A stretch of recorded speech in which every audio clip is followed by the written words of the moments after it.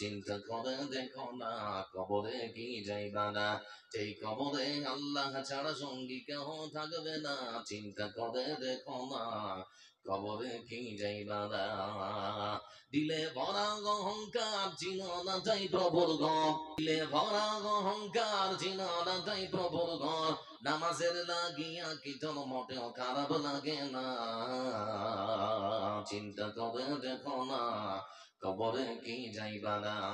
আল্লাহ রাব্বুল আলামিন তিনি সুন্দর করে কোরআনে কারীমের আয়াতে আয়াতে বলেন, لن تنالوا البر حتى تنفقوا مما تحبون وما تنفقوا من شيء فإن الله به عليم। আল্লাহ রাব্বুল আলামিন তিনি কোরআনে কারীমের আয়াতে আমার সুন্দর করে বলে, হে মানুষেরা তোমরা শুনে নাও, আমার বান্দারা তোমরা শুনে নাও, তোমরা তোমাদের গচ্ছিত সম্পদ থেকে, সোনা থেকে, চাঁদি থেকে, ধন থেকে, মাল থেকে, টাকা থেকে, পয়সা থেকে, যতক্ষণ পর্যন্ত তোমরা তোমাদের সব থেকে পছন্দের, সব থেকে দামি, সব থেকে মূল্যবান সম্পদ আমার রাস্তায় যতক্ষণ পর্যন্ত তোমরা খরচ করবে না, ততক্ষণ পর্যন্ত তোমরা আমার রাস্তায় দান করে নাকি পাবে না।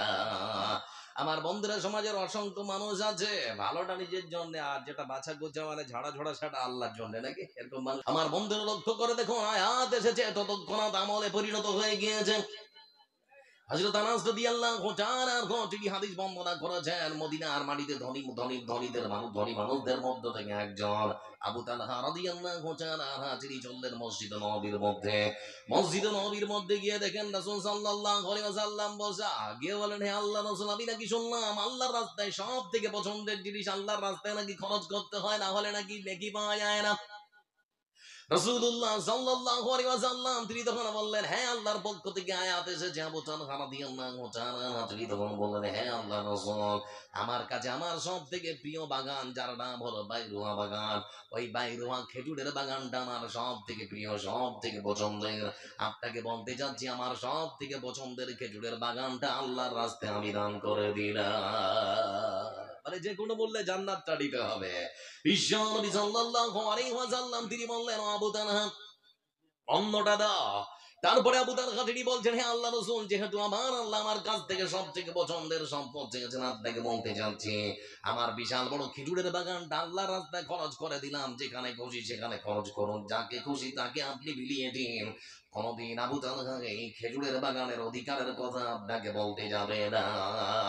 এই পৃথিবী ছাড়িয়া কোথায় যাবে ভাগিয়া, এই পৃথিবী ছাড়িয়া কোথায় যাবে ভাগিয়া, মরণ তোমায় লইবে ঘিরি যতই কর বাহানা,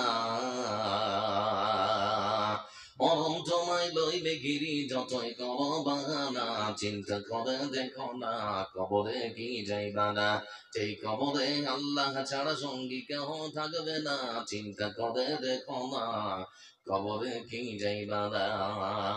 দিলে ভরা অহংকার চিনো না তাই প্রভুর ঘর, দিলে ভরা অহংকার চিনো না তাই প্রভুর ঘর, নামাজের লাগিয়া কি তোর মোটেও খারাপ লাগে না, চিন্তা করে দেখো না কবরে কি যাইবা না, যেই কবরে আল্লাহ ছাড়া সঙ্গী কেহ থাকবে না, চিন্তা করে দেখো না কবরে কি যাইবা না। এই পৃথিবীর সবাই পর, কবর যে তোর আসল ঘর, এই পৃথিবীর সবাই পর, কবর যে তোর আসল ঘর, কেমনে থাকিবে সেটাই শুধুই মাটির বিছানা, কেমনে থাকিবে সেটাই শুধুই মাটির বিছানা, চিন্তা করে দেখো না কবরে কি যাইবা না, যেই কবরে আল্লাহ ছাড়া সঙ্গী কেহ থাকবে না, চিন্তা করে দেখো না কবরে কি যাইবা না। লিল্লাহে তাকবীর। কবরে যাবো না এরকম একজন মানুষ হাত তুলুন তো, কেউ আছেন কি? কেউ নেই। সবাইকে যেতে হবে, যেতে হবে না, হবে না। এই জন্য মরণের পরে যেন জান্নাতটা পাই সেই ব্যবস্থা করতে হবে। এই জন্য আল্লাহ রাব্বুল আলামিন কোরআনে কারীমের মধ্যে পৃথিবীর অসংখ্য মানুষদেরকে ডাক দিয়ে বলেন, পৃথিবীর মানুষেরা তোমরা শুনে নাও, পৃথিবীর বসে অসংখ্য ব্যবসা আছে, সমস্ত ব্যবসার মধ্যে লাভ লোকসান হতে পারে, সন্দেহ সম্ভাবনা সংশয় আছে, লাভ হতে পারে লোকসানও হতে পারে, তাই তো নাকি? প্রত্যেক ব্যবসার মধ্যে লাভ লস আছে না নেই, হ্যাঁ না বলে? কিন্তু মহান শ্রদ্ধা আল্লাহ রাব্বুল আলামিন যিনি বলেন, বান্দারে ও পৃথিবীর মানুষরা তোমরা শুনে নাও, আমি আল্লাহ রাব্বুল আলামিন এমন একখানা তোমাদেরকে ব্যবসার কথা বলতে চাই। আমার সঙ্গে আমার কোন বান্দা যদি সেই ব্যবসা করে, সেই ব্যবসার মধ্যে কোন রকম সন্দেহ, সম্ভাবনা, লোকসানের সংশয় থাকতে পারে না। কি সেই ব্যবসা বন্ধু আমার? আল্লাহ রাব্বুল আলামিন যিনি কোরআনে কারীমের মধ্যে বলেন, ইন্নাল্লাহা আশতারা মিনাল মুমিনিনা আনফুসাহুম ওয়া আমওয়ালাহুম বিআন্না লাহুমুল জান্নাহ ইয়াকাতিলুনা ফী সাবিলিল্লাহি ফায়াকতুলুনা ওয়া ইউকতালুন। আল্লাহ রাব্বুল আলামিন যিনি বলেন বান্দা সেই ব্যবসাটা কি শুনে নাও ভালো করে আমার সঙ্গে। আমার বান্দা যদি ব্যবসা করতে যাও তো সেই ব্যবসার কথা শুনে নাও। মহান সত্তা আল্লাহ রাব্বুল আলামিন তিনি সুন্দর করে বলেন, বান্দারে আমি আমার মুমিন বান্দাদের কাছ থেকে নিশ্চয়ই অবশ্যই তাদের সব থেকে মূল্যবান জীবন খানা কিনে নিয়েছি। আমি কিনে নিয়েছি তাদের জান, তাদের আর একখানা মূল্যবান যেটা জিনিস সেটা হলো তাদের টাকা, তাদের পয়সা, তাদের সম্পদ। তার মানে দুটো সব থেকে মূল্যবান জিনিস কিনে নেওয়া হয়েছে আমার আল্লাহ রাব্বুল আলামিন যিনি বলেন মুমিন বান্দাদের কাছ থেকে তাদের মূল্যবান জানখানা কিনে নিয়েছি আমি আল্লাহ রাব্বুল আলামিন। তাদের আরেকখানা মূল্যবান জীবন, তাদের সম্পদ খানা কিনে নিয়েছি। এই পৃথিবীর বুকে আল্লাহ দিনকে সাহায্য করার জন্য নিজের জীবন খানাকেও যদি পৃথিবীর বুকে বিলীন করে দিতে পারে, সময়ের সাথে যদি আল্লাহ রাস্তায় খরচ করতে পারে, মাদ্রাসা কিংবা মসজিদ গড়ার জন্য যদি তাদের সম্পদটা কাজে লাগাতে পারে, আমার আল্লাহ রাব্বুল আলামিন যিনি বলেছেন বান্দারে হাসরের ময়দানে আমি আল্লাহ তোমাদের এই জিনিসের জন্য যে জিনিস দিয়ে ব্যবসা করব সেটা আর অন্য কোনো জিনিস নয়, বরং আমি আল্লাহ রাব্বুল আলামিন আমার পক্ষ থেকে আমার জান্নাত খানা তোমাদেরকে দিয়ে দেব। সুবহানাল্লাহ বলবেন। জান্নাত বান্দার সঙ্গে অসংখ্য নিয়ামত, আল্লাহর হাজারো নিয়ামত আমরা ভক্ষণ করছি। আল্লাহর নিয়ামতের শুকরিয়া আদায় করে শেষ করা যাবে? হ্যাঁ না বলে না, শেষ করা যাবে? আমার বন্ধুরা পশ্চিম বাংলার মাটিতে একখানা ঘটনা বলি আপনাদেরকে। হুগলি জেলার পাণ্ডব বলে একখানা জায়গা আছে বন্ধু আমার, সেই জায়গায় একজন সত্তরোর্ধ্ব বৃদ্ধ মানুষ সন্তানদের সঙ্গে নিজ পরিবারের সঙ্গে দুপুরবেলা খেতে বসেছে। মাছ রান্না করা হয়েছে বাড়িতে, মাছ ভাত খেতে বসেছে। খেতে খেতে খেতে খেতে বন্ধু আমার হঠাৎ করে বাম পাঁজরের দিকে হাটে অসহ্য যন্ত্রণা শুরু হয়েছে। সন্তানদেরকে বললো তাড়াতাড়ি হাসপাতালে নিয়ে চল, না হলে শেষ। সন্তানেরা তড়িঘড়ি করে বাড়ির গাড়িতে করে সুন্দর করে চুচুড়া হাসপাতালে নিয়ে চলে গেল। হাসপাতালের মা, হাসপাতালের ডাক্তারেরা বুকের ইসিজি করার পর, রক্তের নমুনা নেওয়ার পর, কয়েক ঘন্টা পরে যখন রিপোর্টটা হাতে এসেছে, রিপোর্টটা দেখার পর তখন সন্তানদেরকে ডেকে বলছে, ও সন্তানেরা শুনে নাও, ভাই আমার শুনে নাও, তোমার বাবার হাটের মধ্যে ব্লকেজ ধরা পড়েছে, তাড়াতাড়ি করে অপারেশন না করলে বাঁচানো যাবে না। সন্তানেরা তখন বলছে, তাড়াতাড়ি করে ডাক্তার বাবু, দেরি নয়, অপারেশন শুরু করুন। ঠিক সেই সময় সেই চুচুড়া হাসপাতালের ডাক্তাররা তখন বলছে, আমাদের এখানে হার্টের সার্জারি করার মতো কোন রকমের ব্যবস্থা নেই, তোমরা নিয়ে চলে যাও কলকাতার কোন নার্সিং হোমে আমার বন্ধুরা। ঠিক সেই সময় তার সন্তানেরা আবার গাড়ি করে চললো কলকাতায়, কলকাতার সিটি নার্সিং হোমে ভর্তি করা হলো। রাত তখন আনুমানিক 8:30টার সময় তার বাবাকে অটি অপারেশন থিয়েটারে প্রবেশ করা হলো। দীর্ঘ 2.5 ঘন্টা ধরে তার বাবার হার্ট অপারেশন করা হলো, বাই সার্জারি করা হলো। 2.5 ঘন্টা বন্ধু আমার তার অপারেশন করা হলো, বুকটাকে চিরেছে, ফেটেছে, সুন্দর করে বাই সার্জারি করেছে। 2.5 ঘন্টা পর অপারেশন যখন সাকসেস হলো, সুন্দর করে আমার বুকটাকে সেলাই করে দিয়েছে। আমার বন্ধুরা ওই মানুষটার 2.5 ঘন্টা ধরে বাই সার্জারি করার জন্য সময় নেওয়া হলো।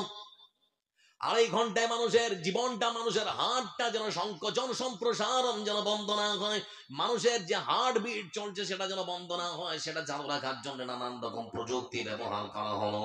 4 দিন পর ওই লোকটাকে যখন ছাড়া হচ্ছে হাসপাতাল থেকে, নার্সিং হোম থেকে, লোকটা বসে আছে এই যে হুইল চেয়ার গুলো বলে, হুইল চেয়ারে বসে আছে। হুইল চেয়ারে বসা, পাশে তার বড় ছেলে একখানা কাগজ হাতে নিয়ে সন্তানকে তখন তার বড় বাবা সত্তরোর্ধ্ব মানুষটা জিজ্ঞেস করছে, বেটা ওটা কি? তার ছেলে তখন ডেকে বলছে, আব্বা এটা হলো নার্সিং হোমের বিল, বলে আমাকে একটু দে আমি দেখি। বাবা তখন হাতে নিয়েছে, উপর থেকে নিচ পর্যন্ত পড়ছে, পড়তে পড়তে পড়তে পড়তে নিচের দিকে তখন দেখতে পাচ্ছে টোটাল বিল নার্সিং হোম থেকে টানা হয়েছে বন্ধু আমার 8 লক্ষ টাকা। কত টাকা? একটু সবাই বলি কত টাকা? 8 লক্ষ টাকা। সেই ঠিক সেই সময় লক্ষ্য করে দেখলাম সেই মানুষটা ঝরঝর ঝরঝর করে কাঁদছে। একবার কাগজটার দিকে তাকায় আর একবার আকাশের দিকে তাকায়। দাঁড়ানো একজন ডাক্তার তখন বলতে শুরু করেছে, ভাবছি কি ব্যাপার বুঝতে পারি না। বিল যদি বেশি হয় থাকে তাহলে পরে আপনাকে বলতে চাচ্ছি, আমাদের যদি আপনি বলেন তাহলে পরে ডাক্তার নামটা একটু আলোচনা করেন, যদি সম্ভব হয় তাহলে পরে বিলটা কমাবো। সত্যরোগ্য বৃদ্ধ মানুষ তখন ডেকে বলে, বেটা ডাক্তার শুনে নাও, আল্লাহ আমাকে টাকার কোনো কিছু কম দেয়নি। একটা তুড়িবার মামার সন্তানরা এখনই 8 লক্ষ টাকা জমা করে দেবে, তাহলে পরে কাঁদছেন কেন? আরে কান্না করছে এই জন্য, কান্না করার কারণ যদি জানতে চাও ডাক্তার বেটা শুনে নাও। আমি এই কাগজটার দিকে তাকাচ্ছি, তাকিয়ে তাকিয়ে দেখলাম নিচের দিকে টোটাল বিল করা হয়েছে 8 লক্ষ টাকা। বড় বড় চিন্তা করছি আমার হার্টটা চালু রাখার জন্য সংকোচন সম্প্রসারণ বন্ধ যেন না হয়ে যায়। ঠিক সেই জন্য নানান রকম প্রযুক্তি ব্যবহার করে শুধুমাত্র 2.5 ঘন্টা আমার হার্টটাকে যারা সচল রেখেছিল সেই হাসপাতালের মানুষেরা, নার্সিং হোমের ডাক্তারেরা বিল কষেছে 8 লক্ষ টাকা। আমি এখন মনে মনে চিন্তা করছি 2.5 ঘন্টার বিল যদি হয় 8 লক্ষ টাকা, যে মহান সত্তা আল্লাহ রাব্বুল আলামিন আমাকে 70 বছর ধরে আমার হাতটাকে সচল রেখেছেন, চালু রেখেছেন। চিন্তা করছি আমার আল্লাহ যদি আমার হাতে বিল ধরাতেন তাহলে পরে কত টাকা সেই সংখ্যাটা হতে পারত। 2.5 ঘন্টার বিল যদি 8 লক্ষ টাকা হয় তাহলে 70 বছরের বিল না জানি কত হতে পারে। ভাবতে পারেন আল্লাহর অসংখ্য নিয়ামত আছে না? চিন্তা করে দেখুন, দুটো চোখ দিয়ে যতদিন বাঁচবেন চোখ পাল্টাতে হয়, জানা পারলে চোখ পাল্টাতে হয় না।